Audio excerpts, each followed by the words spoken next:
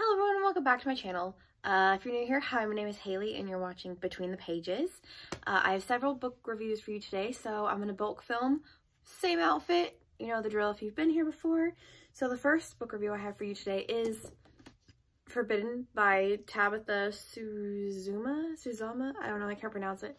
This is one that I picked up because I was like, oh, it's a taboo romance. And it's a romance between a brother and a sister that are biologically related. So yes, it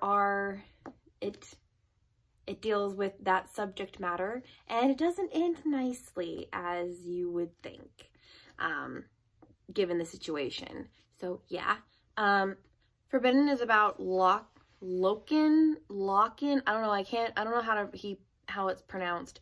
And he's this 17-year-old kid who his mother is an alcoholic and is not really around, and he has to care for his younger brothers and sisters.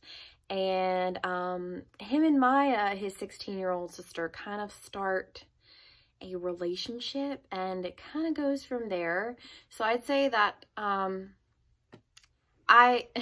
it's really complicated. There's a review on Goodreads that I will link down below that will explain it better than I can. But I'm an only child, so I don't have siblings, so I wouldn't know if this is an actual thing that could happen or what I would do if I was put in this situation, because I don't have siblings. I'm an only child. But the weird thing about this book is it's kind of like Lolita in the fact that you know that these two people are not supposed to be together. Kind of like, if you don't know Lolita, I'm going to spoil it a little bit for you.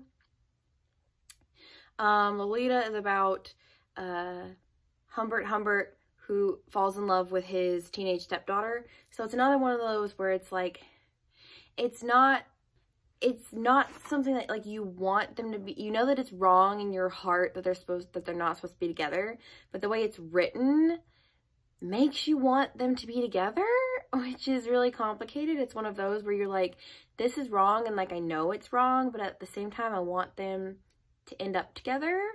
And like I said, Forbidden doesn't end very nicely.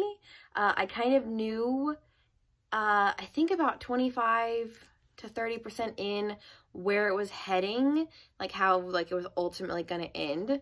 And spoilers, it ends with Loken and Maya being caught by their mother in an intimate embrace post-coitus. And so he gets arrested, and he's like, it was all me, I coerced her. And then Maya's like, no, it was consensual. And under this certain statute or law in the UK, because this is set in the UK, both parties can go to jail regardless of the situation, because they both consented to it and they're biologically related. Which there's actually this thing called genetic sexual attraction, which it usually happens with people who have been separated at birth or stuff like that have like, they haven't grown up together. Whereas like these two, they've clearly grown up together, which if you've read Flowers in the Attic, it's about the same thing. Basically about people, you know, being in a really shitty situation and just clinging on to each other. And like Maya expresses a lot in the book that her and Loken have never felt like brother and sister. They felt more like best friends, like banding together to take care of their siblings and stuff like that. So like I said, they both get arrested, and Loken ends up hanging himself in the jail cell to basically protect Maya and his younger siblings. Because if both of them went to jail and their mom was found like to be an unfit mother, they'd all go into the foster system and probably never see each other again. So Loken wants to prevent that at all costs. So he's like, okay, well, the only way I know how to fix this is to take me out of the situation, because I'm half of the situation. And it's basically her story against mine. So with Loken no longer being there, there's not really a case anymore. So Maya gets to go back, and at some point, they're headed to Loken's funeral, and she's like, oh, I'm going to murder myself. So I'm like, oh, great. Are we going to have some kind of like Romeo and Juliet situation where he dies, and then she's like, I can't live without him, so I'm going to kill myself. It doesn't end like that.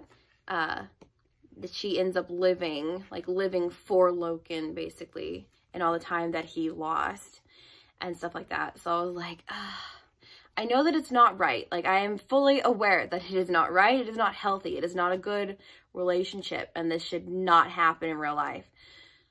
But you really want them to be together. It's very complicated. So I would say basically just read it for yourself and like come to your own conclusions. So yeah, that was my very rambling and complicated review of Forbidden. Yeah, I don't really have much to say about this anymore. So I guess I will see you guys later. Bye.